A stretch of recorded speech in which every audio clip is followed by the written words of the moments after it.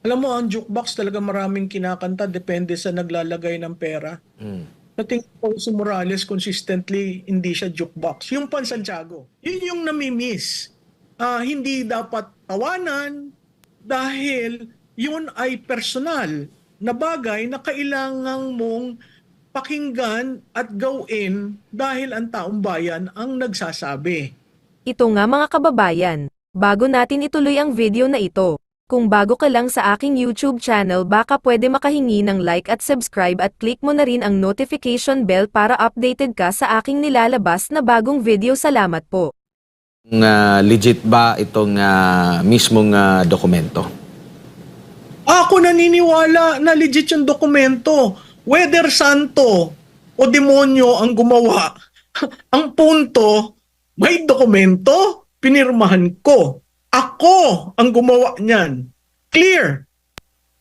Ngayon, standard operating procedure yung sirain, gibain. Kasi that's the only way eh. How can you refute documentary evidence? Pero, katulad nung hearsay, sabi, hearsay daw yun. Paano ho magiging hearsay? Siya ang kumuha ng deposition. Yung tao nandun sa loob na nagsabi, ito po ang nangyayari. So siya, sworn statement yung deposition, ha? Yun ang material. Ngayon, kung yan ilalabas sa darating na linggo, magkakaiba ang kulay nun. Yung sa rason po ng PDEA, tingin nyo hindi nagtutugma? Kasi sabi nyo nga, at naipaliwanag din ni Agent Morales, ex-Agent Morales, na kaya walang control number, dahil hindi nga natuloy. At kung hindi na ituloy, possible na hindi rin nailagay doon sa kanilang documentation kasi siguro yung kanilang formis na tawagin, yun lang yung umusad talaga na mga investigation nila. Kaso nga, itong kay Morales ay hindi umusad, kaya wala silang kopya siguro. Pero tama ba na wala silang nakitang kopya, agad sasabihin na AI agad or peke itong lumabas? Maling-mali yung AI. Hindi naiintindihan nung nagsasabi kung ano ang AI. Tama si Senator Bato, no? Napaka-ordinaryo yung butas na supposedly may fastener. That's a very old way of sleuthing. Pero tama siya. Kasi yung butas hindi magagawa ng AI eh. 'Di ba? Yung kanilang IT na manner of logging in, nung presentation ng PDEA, talagang pinakikinggan ko kasi at what point kailangang ipasok. Kung tatandaan nyo, yung previous, yung nangyari kay Morales under the old system, which is paper and pen. So siguro may filing system sila doon. Nung sinabi niyang iniwan ko doon, tapos tinanong siya, kanino mo iniwan? Doon sa investigation and blah blah blah. It looks like somebody from there or si Morales ang nagdala ng folder. Kasi hindi na nailagay doon sa sistema ng dati. Hindi doon sa formis ba yan? Yung formis kasi is na yun, may IT system na sila noon. So, dalawang bagay lang yun. Either may nagtago, may bumunot, o na kay Morales. Tatlong bagay. Ma'am, ano sa tingin niyo yung face-off kanina ni Agent Morales at ni Senator Jinggoy? Si Senator Jinggoy ay convicted. Si Agent Morales, investigador. Gaano kalaking dagok yun? Parang nakahanap siya ng katapat, si Senator Estrada, kay Agent Morales. At ano yung dagok yan sa kanyang political capital? Alam mo, MJ, hindi na sana dapat umabot dun eh. Pero yung pamamaraan kasi ng pagtatanong ni Senador Estrada, parang idinidiin na, ikaw, ang dami mong records, ito. Alam mo, kahit demonyo, paulit-ulit nga ako, kahit demonyo, ang background dun tao, kung sinabi niya, ang material doon, ako ho ang gumawa, ako ho ang pumirma, dokumento ko ho yan. So, kung dadalhin mo sa arena na ang dami mong kaso. Kaya bilib ako doon kay Morales, matapang. Talagang consistent siya. At talagang sinabi in your face, ako ho hindi convicted. Yun ang masakit. If you bring yun nga yung sinasabi ko never bring the debate as a political strategist. Never bring it to the arena where you will be cornered. Pero itong si Senator Senator Estrada, dinadala niya parati doon. He should not be the person to ask those questions. Dapat conscious siya doon. Kaso, he had to play a role and I guess he chose that role. So, naging maanghang. It's good that cooler heads intervened kasi talagang magiging macriking yan. Talagang dadalhin kita sa putik.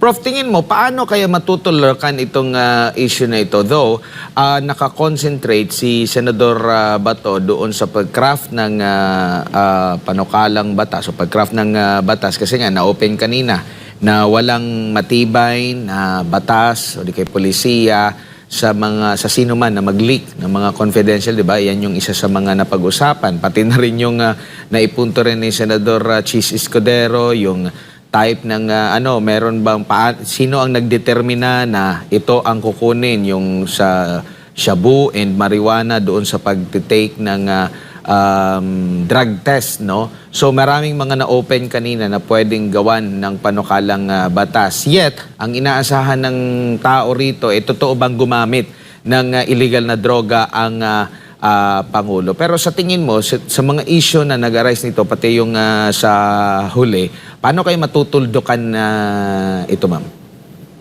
Well, kailangan mo yung folder. Kailangan mo yung deposition. Informant. Kailangan mo yung information, sino ba ang confidential, yung CI mo, person na confidential individual na kinunan mo ng sworn statement. Kung hindi yun lalabas, siguro aabot lang tayo dun sa level na yung mga panukalang batas. Maganda rin yung punto ni Senator Escudero kasi pinakita niya may dalawang levels of drug testing sa bansa. Isang para sa mahirap, isang para sa mayaman. At pag mayaman ka, mapipili mo kung ano. Alam nyo yung hindi ko gustong questionin ang St. Luke's. Pero nagtanong-tanong ako sa mga kaibigang konduktor at chemist. Yung 2 minutes na check, hindi daw yon ganun kabilis, lalo na sa issue ng cocaine. So, it's one thing na, yun, meron siyang clearance. It's another thing really to, at that point in time, people now, at that point in time, pwedeng totoo yun, pwedeng napadali, pero people now are asking for a hair follicle test. I think the president should be able to answer that once and for all. Kasi that's the only thing people are asking Kung hindi sasabihin ni Morales kung sino yung CI niya at hindi natin makikita yung folder, thereby hindi natin makikita yung sworn affidavit ng mga CI niya. The other thing is really for the president to take that hair follicle test.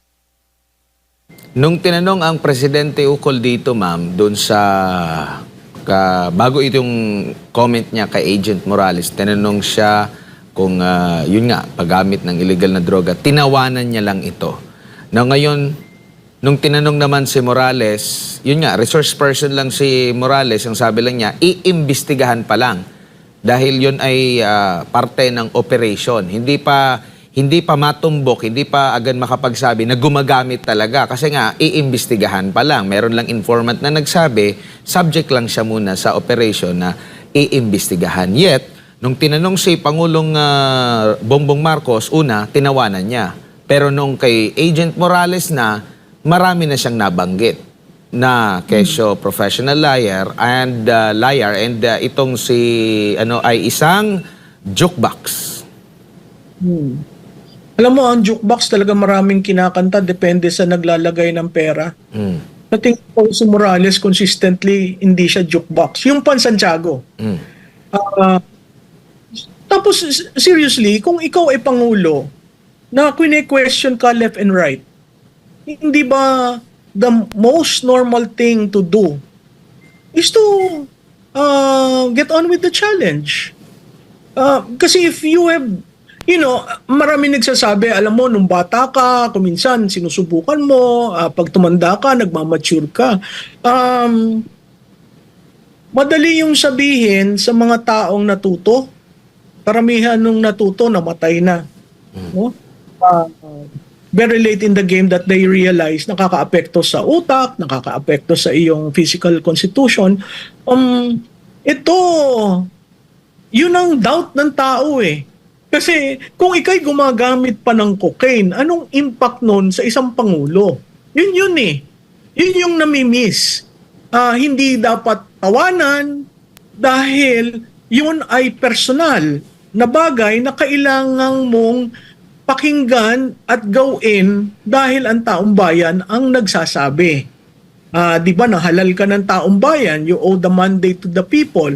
So kung ang mga tao nagsasabi na, sir, sige na, patest ka. Di ba? Make it public. Everyone there. Get your DOH secretary and probably a private institution. Let's finish this so that we can move. We cannot move as a nation. Kasi parating may doubt doon. Tama ba yung desisyon niya? Bakit nagkaganon? Ba't paiba-iba? Bakit pag nagsasalita siya, iba? Bakit pag may prepared text, okay naman. Pero pag sa interview, makita mo ilang interviews na yung talagang ang haba ng air. Na hindi mo maintindihan. Naintindihan kaya niya yung tanong? So, hindi na yung hindi na personal eh. May apekto sa panunungkulan.